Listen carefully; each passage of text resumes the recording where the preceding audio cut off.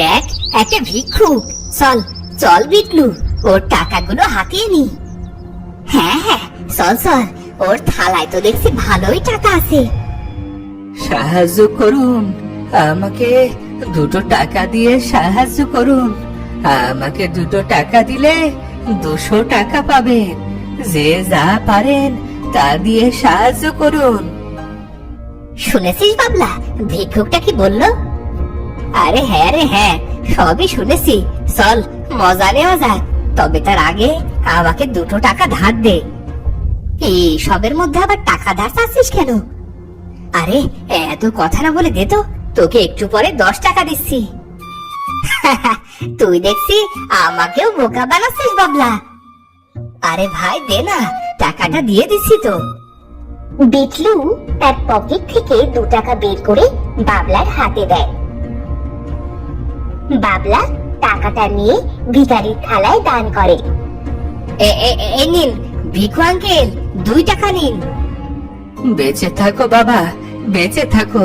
তোমাদের জন্য দোয়া করি। ধন্যবাদ ভিখু আঙ্কেল। আরে বেটা, পরে ধন্যবাদ দিস। নে এবার গুনে গুনে 200 টাকা নিয়ে নে। এ কি করছো বাবা? আমার টাকা তোমরা কেন নিচ্ছ? রেখে দাও বলছি, রেখে দাও। তোমার টাকা কেন আমরা নেব? আমরা তো আমাদের ভাগের টাকাই নিচ্ছি। তোমাদের টাকা মানে? তোমাদের টাকা কি করে হয়? তোমরা তো মাত্র 2 টাকা দিয়েছো। এই যে নিয়ে নিলাম আমাদের 200 টাকা। তুমি তো বলেছিলে 2 টাকা দিলে 200 টাকা দেবে, তাই তোমার কথা মতোই 2 টাকা দিয়ে 200 টাকা নিয়ে নিলাম। এই বিটলু, চল বাড়ি চল। এই চোর, চোর আমার টাকা নিয়ে চলে যাচ্ছে, চোর।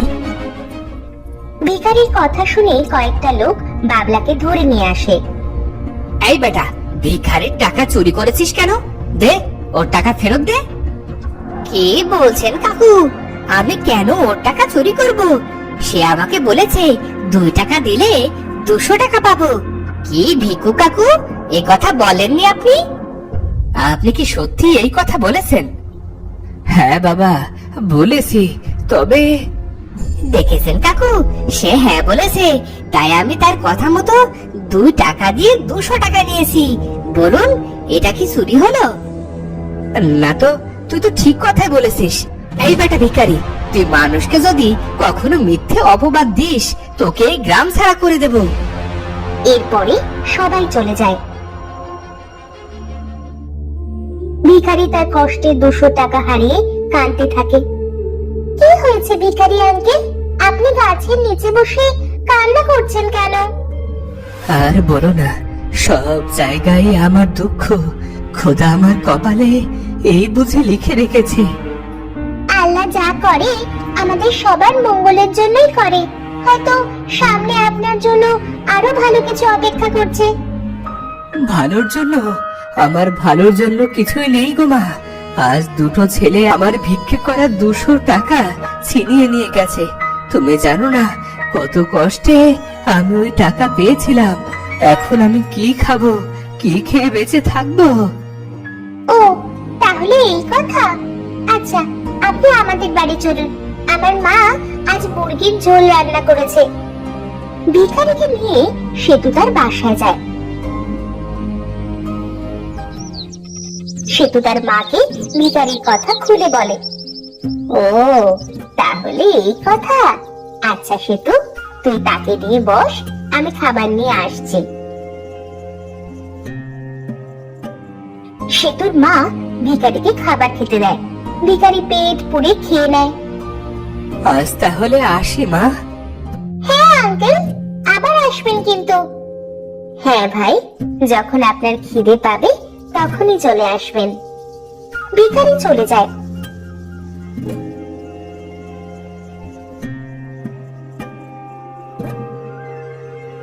আর তখনই ভিখারির মনে পড়ে তার পুঁটুলি সে সেতুদের বাড়ি ফেলে আসছে। এই দেখো কি কাণ্ড, আমার ভিক্ষে করা থালাটা যে ফেলে এসেছি। যাই, আবার গিয়ে নিয়ে আসি। ভিখারি তার ফেলে আসা থালা নিতে সেতুদের বাড়ি আসে। আর তখন সে শুনতে পায় ঘরের ভেতরে সেতু আর তার মা কথা বলছে। মন খারাপ করো না মা, আজ রাতে না হয় না খেয়েই কাটাই। আমি তো না খেয়ে থাকতে পারবো, কিন্তু তুই তুই তো আর না খেয়ে থাকতে পারবি না বল। আজ মেহমান না আসলে হয়তো আমাদের রাতের খাবারটা বেঁচে যেত। ভিখারি বাইরে থেকে সব কথা শুনে সেতুদের বাড়ি থেকে চলে আসতে থাকে। হায় খোদা, এরা তো দেখছি দিন আনে দিন খায়, একেবারে আমার মতো অবস্থা। আমাকে তাদের রাতের খাবার খাইয়েছে, আর এখন রাতে তারা উপোস করে থাকবে। এদের জন্য কিছু করতে পারলে নিজের কাছেই ভালো লাগতো। পরের দিন ভিখারি একটা গাছের নিচে বসে ভিক্ষা করছিল। কি গো কাকু, আজ কেমন রোজগার হলো? তা তোমরা তোমরা আবার এসেছো? যাও বলছি, যাও। বাবলাকে তো কাল 200 টাকা দিলে, আজও কি 2 টাকায় 200 টাকা পাবো? তোমরা আমার সাথে অন্যায় করেছো, যাও ভাগো, ভাগো বলছি। ভিখারির সাথে আবার অন্যায়? ভালোই ভালোই আজকে চাঁদাটা দিয়ে দাও, নয়তো কালকের মতোই হাল করবো তোমার। চাঁদা? কিসের চাঁদা? ওরে বাবা, আমাদের এলাকায় ভিক্ষি করবে আর আমাদের চাঁদা দেবে না, তা কি করে হয়? এই কথা বলে তারা ভিখারির সব টাকা ছিনিয়ে নেয়। ভিখারি চোর চোর বলে চিৎকার করলে কয়েকজন লোক চলে আসে। আরে এখানে হচ্ছেটা কি? দেখুন না কাকু, আমরা এদিক দিয়ে যাচ্ছিলাম, আর তখনই এই ভিখারিটা আমাদের সব টাকা ছিনিয়ে নিয়ে ওর থালায় রেখে দিয়েছে। ভিখারি চোর, মার মার ওকে, মার। ভিখারিকে মেরে তারা চলে যায়। আজও সেতু ফেরার পথে ভিখারিকে গাছের তলায় শুয়ে থাকতে দেখে। কি হয়েছে আঙ্কেল? আপনার সারা শরীর দেখছি রক্তে রক্তাক্ত হয়ে আছে। ও তেমন কিছু না, ওই দুষ্ট ছেলে দুটো আজও আমার টাকা ছিনিয়ে নিয়ে এই হাল করেছে। ইস, চলুন আঙ্কেল, আমাদের বাড়ি চলুন। ভিখারিকে নিয়ে সেতু তাদের বাড়ি আসে। এরপরে সেতু আর সেতুর মা ভিখারির হাত পা কাপড় দিয়ে বেঁধে দেয়। শোন সেতু, লোকটার অবস্থা বেশ ভালো নয় মনে হচ্ছে রে। আমি আমাদের এই বাড়ির দলিল মন্ডল মশাইকে দিয়ে কিছু টাকা নিয়ে আসি, তারপরে ডাক্তার নিয়ে লোকটার চিকিৎসা করাবো। ঠিক আছে মা, তুমি যা ভালো মনে করো। ভিখারি পাশের রুম থেকে সেতু আর সেতুর মায়ের সব কথা শুনে ফেলে। হায় খোদা, পৃথিবীতে এদের মতো মানুষ আছে বলেই এখনো পৃথিবী ধ্বংস হয়নি। আঙ্কেল, আপনার দেখছি জ্ঞান ফিরেছে। তা আঙ্কেল, আপনার পরিবারে কি কেউ আছে? পরিবার? পরিবার বলতে সবকিছুই ছিল, কিন্তু তা আজ অতীত। কি সেই অতীত আঙ্কেল? আমি আজ ভিখারি হলেও আগে আমি ভিখারি ছিলাম না। বিলেত দেশে প্রায় 30 বছর কাটিয়ে বউয়ের কাছে অনেক টাকা পাঠিয়েছিলাম। একদিন বিলেত শেষে দেশে এসে শুনি বউ আমার সব টাকা পয়সা নিয়ে অন্য আরেকজনকে বিয়ে করেছে। এদিকে অনেক বছর বিলেতে কাজ করতে করতে আমি অনেক কঠিন রোগে আক্রান্ত হয়ে পড়ি। এর জন্য আমি আর কাজ করতে পারি না, তাই সেই ভিখারির পদ বেছে নি। আপনার দেখছি আমাদের চেয়েও খারাপ অবস্থা। তোমাদের অবস্থা কি সেটা বলো? আমাদের পরিবারটা অনেক সুন্দর ছিল।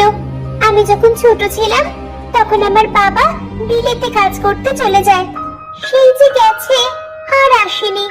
সবাই বলছিল যে বাবা নাকি মারা গেছে, আর তখন থেকে মা মন্ডল বাড়িতে কাজ করে আমাদের সংসারের হাল ধরে। আর তখনই ভিখারি একের পর এক কাঁদতে শুরু করে।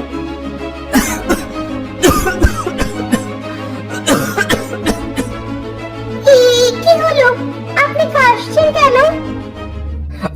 আমার মনে হয় আগের রোগটা আমার বেঁকে বসেছে। আপনি অপেক্ষা করুন, আমি এক্ষুনি ডাক্তার নিয়ে আসছি। সেতু ভিখারির অবস্থা কঠিন দেখে ডাক্তার আনতে চলে যায়। এইদিকে আমার থাকাটা একেবারে ঠিক হবে না। আমি এদের আর কষ্ট দিতে চাই না। আমার এখনই এখান থেকে চলে যাওয়া উচিত।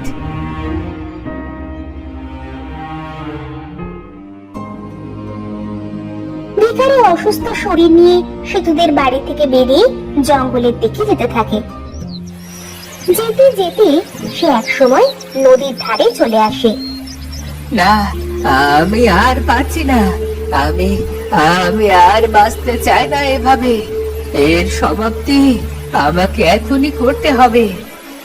ভিখারি নদীতে ঝাঁপ দিয়ে মৃত্যুর কথা ভাবে। সে নদীর কাছে যায়, আর তখন তার পায়ের কাছে একটা বোতল ভেসে আসে। আরে, এটা তো অনেক সুন্দর বোতল। ইস, এটা যদি সেতুকে উপহার দিতে পারতাম। ভিখারি বোতলের মুখ খোলে, আর তখনই তার সামনে এক বিশাল বড় দানব চলে আসে। কে কে আমাকে 7 বছর পর মুক্ত করলো? কে কে সে? আমি আমি এক সাধারণ ভিখারি, কিন্তু আপনি কে?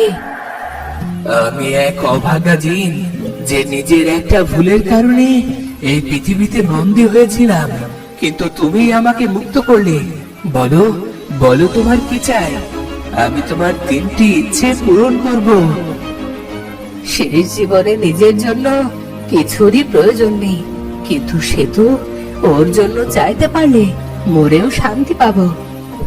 বলো বলো, তোমার 3টি ইচ্ছে বলো ভিখারি। আমার প্রথম ইচ্ছে হলো সেতুর বাবাকে তার কাছে ফিরিয়ে দাও। হয়ে গেছে, সেতুর বাবা ফিরে এসেছে। সেতু সেতু কোথায় তুই? তাড়াতাড়ি এদিকে আয়, দেখে যা মা, তোর বাবা ফিরে এসেছে। বাবা! আমার লক্ষ্মী সোনা সেতু। হ্যাঁ ভিখারি, এবার তোমার 2য় ইচ্ছের কথা বলো। আমার ইচ্ছে শেষ হলে কোনো কষ্ট ছাড়া মৃত্যু দিও, যাতে কেউ আমার লাশ আর খুঁজে না পায়। হয়ে যাবে, এবার তোমার শেষ ইচ্ছে বলো। সেতুর মনে যে প্রথম আশা রয়েছে সেটা তুমি পূরণ করে দাও। ওর মনের প্রথম ইচ্ছাটা তুমি পূরণ করে দিলে আমার মনেও যে শান্তি আসবে। শেষ, 2য় ইচ্ছে অনুযায়ী এবার তোমার মৃত্যুর পালা। দানব তার জাদু শক্তি দিয়ে ভিখারিকে ভস্ম করে দেয়, আর দানবও হাওয়ায় মিলিয়ে যায়। বাবা, আজ আমি অনেক খুশি। ভিক্ষুক আঙ্কেল, কোথায় তুমি? ফিরে এসো, দেখে যাও, আমার বাবাকে দেখে যাও। ভিখারির শেষ ইচ্ছে পূরণ হলো, এবার আমি দায় মুক্ত। আর সাথে সাথে সেতুদের বাড়ির সামনে ভিখারি আবার এসে পড়ল। বাবা, মা, ওই দেখো ভিক্ষুক আঙ্কেল। তো বন্ধুরা, ভিডিওটি কেমন লাগলো? যদি ভালো লাগে চ্যানেলটি সাবস্ক্রাইব করে বেল আইকনটি বাজিয়ে দিও। দেখা হচ্ছে পরের ভিডিওতে। ধন্যবাদ।